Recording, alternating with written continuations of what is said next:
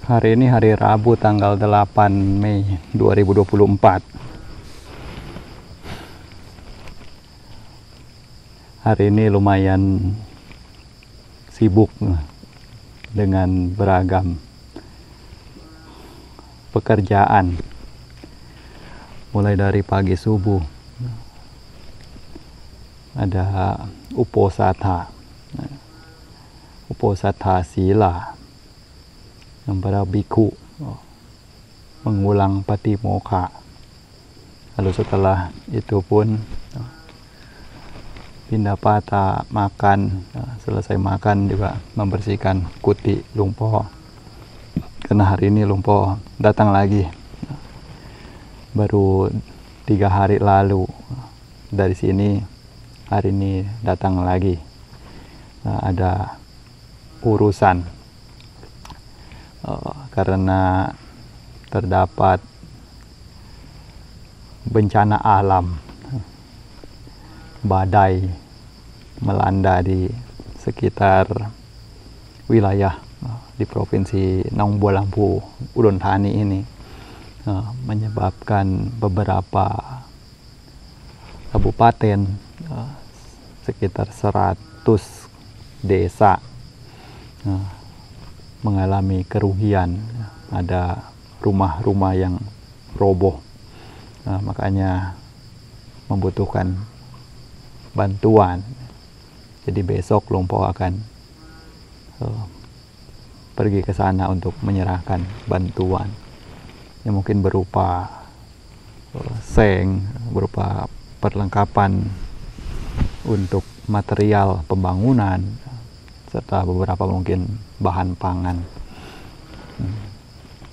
Jadi inilah makanya tanpa diduga dia datang lagi, yang mana kegiatan Kruba Acan, beliau sebagai biku sosial membantu masyarakat di saat ada keperluan, yang mana ini merupakan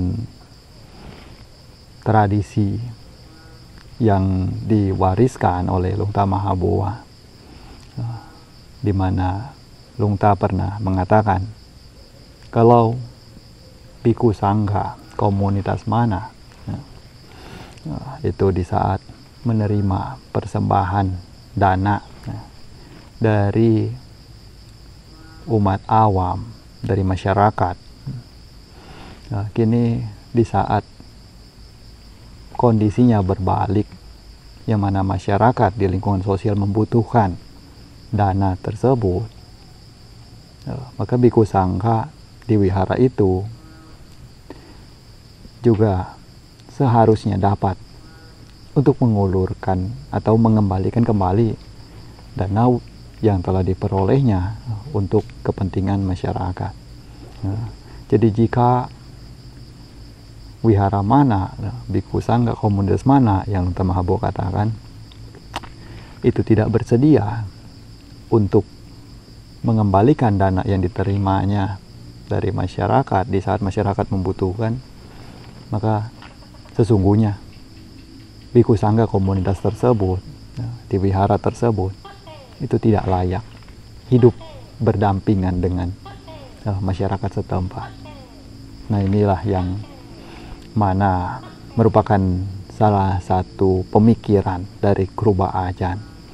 Makanya Lungpo yang sebagai murid dari Lungta Mahaboa mengikuti apa yang telah Lungta Mahaboa itu jalani, di mana membantu juga sekeliling untuk kepentingan sosial. Makanya jika dikatakan, mungkin beberapa ada yang juga yang berpikir karena Lungpo Intawai, beliau merupakan Kruba Acan yang memiliki nama besar. Mungkin sebagian yang dari kalangan bawah mungkin berpikir Lungpo mungkin hanya memperhatikan kalangan atas saja, hanya mempedulikan kalangan atas saja, atau golongan-golongan elit tertentu saja yang bisa untuk bertemu dengan beliau, untuk beliau berikan sambutan dan lain sebagainya. sebenarnya tidak demikian. Lihat dari bagaimana beliau turun untuk membantu masyarakat yang membutuhkan, untuk lingkungan sosial yang mana mayoritas tentunya merupakan golongan masyarakat yang menengah ke bawah. Karena jika dilihat dari bencana ini yang mana membutuhkan untuk pembangunan kembali, di mana memerlukan uluran dana dari para umat Buddhis di Thailand ini.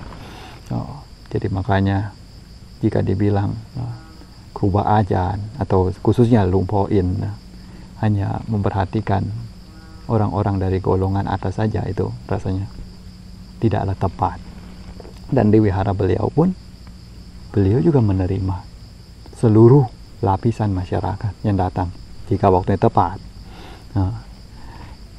Di mana waktu kunjung untuk bertemu beliau itu sudah ditetapkan, dari jam sekian sampai jam sekian, terkecuali ada kondisi di mana beliau tidak memungkinkan untuk menerimanya atau ada rapat dan lain sebagainya, itu tidak bisa. Tetapi di luar daripada itu beliau juga menyediakan waktu tersebut, biasanya mulai dari jam 2 siang sampai dengan jam 4 sore. Itu beliau akan menerima setiap golongan masyarakat, setiap status, baik biku sama nera, umat awam, dari kalangan atas, menengah, bahkan bawah sekalipun beliau terima. Nah, sinilah yang mana kita perlu mengerti akan bagaimana sih sebenarnya Kru Ba Ajan itu. Beliau bukan biku muda lagi, bukan biku biasa yang bisa melayani tamu selama 24 jam. Ada waktu-waktunya. Beliau juga membutuhkan istirahat. Beda dengan biku muda. Kalau biku muda mungkin tenaganya kuat, siap untuk melayani tamu, duduk 24 jam mungkin bisa. Tapi beliau sudah tua, dan kondisi beliau, kesehatan beliau itu tentunya jauh lebih bermanfaat jika dapat dijaga kesehatan. Karena dengan keberadaan beliau sebagai Kru Ba Ajan dalam waktu yang lama, tentunya akan menghasilkan banyak sekali manfaat yang seperti yang akan dilakukan besok ini, di mana beliau akan turun langsung untuk melihat serta memberikan bantuan juga kepada masyarakat sekitar yang mengalami musibah akibat dari diterpa angin badai musim panas. Biasa demikianlah di Thailand, ada angin kencang. Setiap musim pasti ada, musim panas, musim hujan, musim dingin.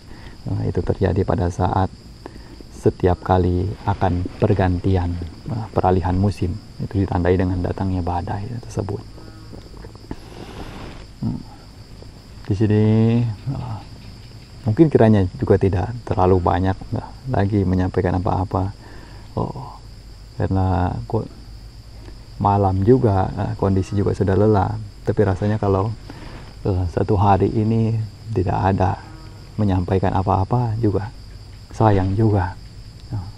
Yang mana sudah dibiasakan satu hari dalam seminggu, kalau sampai lewat lagi, ya bagaimana? Tapi berbicara sibuk, yang namanya sibuk itu sebenarnya bisa diatasi, dan cenderung banyak orang itu beranggapan bahwa sesungguhnya tidaklah begitu mengagumi orang yang sibuk sepanjang waktu, orang yang sibuk setiap harinya. Karena apa? Karena semuanya sepakat bahwa sesungguhnya orang yang sibuk itu atau kesibukan itu itu menandakan bahwa kurangnya kemampuan untuk memanage waktu. Kapan waktunya untuk bekerja, kapan waktunya untuk menyelesaikan tugas, kapan waktunya untuk memiliki waktu luang, kapan waktu untuk beristirahat dan lain sebagainya. Tentu harus ada kemampuan untuk membaginya. Dan ini juga makanya kenapa kadang kalau sekalipun sibuk bagaimana, juga saya sempatkan untuk ada tetap waktu luangnya. Seperti saat inilah, ini juga tidak ada apa-apa, sudah malam juga, jadi tidak ada kegiatan apa-apa. Paling mungkin nanti tunggu saja waktu untuk diri sendiri pribadi, untuk meditasi, untuk chanting malam. Selesai itu juga ya sudah tinggal tunggu besok lagi, ketemu lagi dengan tugas-tugas lagi.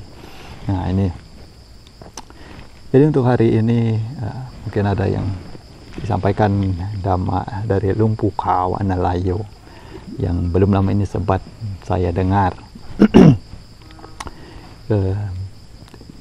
Bunyinya seperti ini. Beliau mengatakan, gelap yang tidak ada. Gelap yang tidak ada. Lalu asin yang tidak akan pernah tawar. Kemudian warna yang tidak akan pernah pudar. Lalu tua yang tidak akan pernah mati. Kira-kira apa? Ini beliau sampaikan, katakan pada kesempatan beliau memberikan dhamma atau wejangan agar ini dijalani. Gelap yang tidak pernah ada, asin yang tidak akan pernah menjadi tawar, warna yang tidak akan pernah pudar, tua yang tidak akan pernah mati. Apa yang dimaksudkan oleh beliau di sini? Jadi yang dimaksudkan oleh beliau di sini adalah gelap yang tidak ada. Gelap yang tidak ada itu adalah panya atau kebijaksanaan, yang mana Sang Buddha pernah katakan, nati panya sama aba, cahaya atau tiada cahaya yang paling terang di dunia ini yang dapat menyamai terangnya kebijaksanaan. Nah, jadi ketika kebijaksanaan itu telah muncul, atau panya telah muncul, maka terangnya tidak akan pernah terhapuskan atau tidak akan pernah terganti menjadi gelap. Yang berbeda dengan hari, yang mana ada siang juga ada malam. Ketika sore tiba, matahari pun terbenam dan berganti gelap. Makanya Lumpu Kau katakan, gelap yang tidak ada, itulah panya. Panya tidak akan pernah terbenam, dia akan terus terang. Baik siang maupun malam juga tetap terang benderang. Kebijaksanaan itulah cahaya kebijaksanaan. Lalu asin yang tidak akan tawar. Asin yang tidak akan pernah menjadi tawar itu adalah rasa dari Dhamma, yang mana Sang Buddha telah babarkan 84.000 pokok Dhamma. Dhamma yang begitu luas layaknya Mahasamudra itu memiliki rasa yang tidak akan pernah ada tawarnya. Jadi seperti ibaratnya air laut yang ada di samudra atau laut manapun, tentunya keseluruhannya asin, dan rasa asinnya tetap akan terjaga, tidak akan pernah berubah. Nah, inilah seperti rasa dari Dhamma. Dhamma yang begitu luas yang telah dibabarkan oleh Sang Buddha sampai kapanpun, baik zaman dulu, saat ini maupun di masa mendatang, siapapun yang menjalankannya juga tetap akan mendapatkan rasa yang sama, tidak akan pernah kehilangan rasanya. Inilah Dhamma. Nah, lalu yang berikutnya itu adalah warna yang tidak pernah pudar. Warna yang tiada pudar itu layaknya sila. Nah, kalau kita lihat warna misalnya cat tembok, cat sebuah dinding, mungkin 2 tahun, 3 tahun sudah mulai menjadi kusam, sudah mulai berubah warnanya. Nah, tapi warna yang tidak ada pernah pudar, ini adalah sila. Sila, siapapun yang memilikinya, siapapun yang menjalankannya, itu akan membuat orang tersebut berada dimanapun juga memiliki keberanian, ya. Tidak takut, tidak khawatir, tidak cemas. Sehingga apa? Sehingga raut wajahnya pun itu berseri-seri, layaknya seorang yang tanpa beban pikiran, tidak takut dengan apapun. Nah, ini membuat tampilan yang mana menarik, ya, bagi siapapun yang memandangnya. Nah, walaupun tidak memiliki wajah yang rupawan, tetapi dengan memiliki sila yang baik, sehingga dalam setiap tindak tanduknya, dalam setiap sikapnya, karakternya, tidak ada rasa khawatir, cemas, atau apapun, penuh dengan positive thinking. Makanya membuat menarik untuk dilihat dan berseri-seri rupanya. Nah, inilah sila, warna yang tidak akan pernah pudar.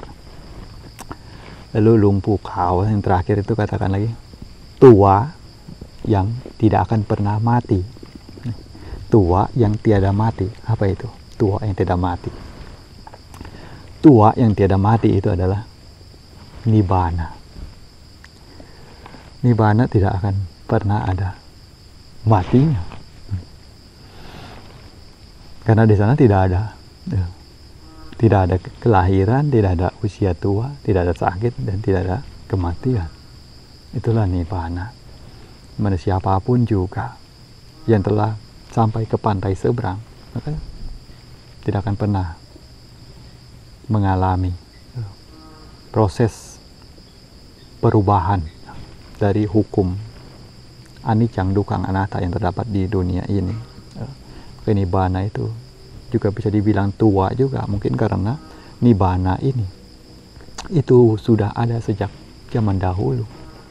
Sejak awal juga sudah ada Nibbana itu. Seperti Dhamma yang Sang Buddha temukan, yang mana sebagai apa yang memang sudah lama ada di dunia ini. Nah, Nibbana juga sama. Namun Nibbana itu kekal, tidak pernah mati. Nah, inilah. Jadi sebagai pesan untuk hari ini, Dhamma yang disampaikan ya kurang lebih ini sajalah, dari 4 hal. Kalimat yang lumpuh kau itu pernah katakan, ya, sekali lagi,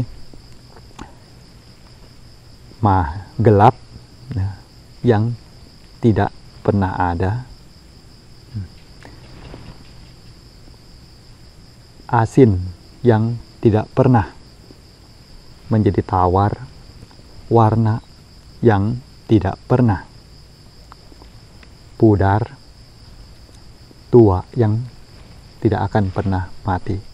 4 hal inilah untuk dititipkan, untuk direnungkan, dan untuk coba dijalani. Barangkali bisa sampai ke sana, ya tentunya sangat baik, karena ini 4 hal yang baik, mulai dari panya, lalu mendapatkan rasa dari Dhamma, memiliki sila, serta mencapai tingkatan tertinggi di dalam tujuan dari Buddha Sasana ini. Ya, mungkin untuk malam hari ini hanya ini dapat disampaikan. Semoga dapat memberikan semangat bagi para Buddha Mamaka untuk semakin lebih bersemangat lagi, untuk semakin lebih intens lagi, semakin lebih tertarik lagi di dalam mempelajari dan mempraktekkan Dhamma.